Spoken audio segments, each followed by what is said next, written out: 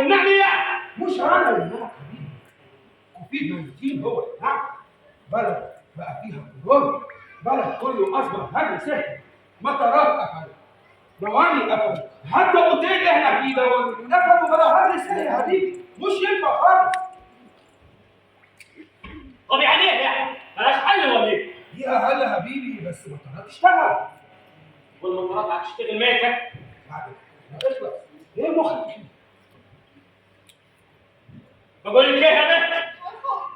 قسما بالله من دلوقتي ما نطلع على بلدنا والله العظيم 3 يمين كبير لو شفت طرف شعر ورا اوضتك لحش جنبك بيدك حتى تتابع.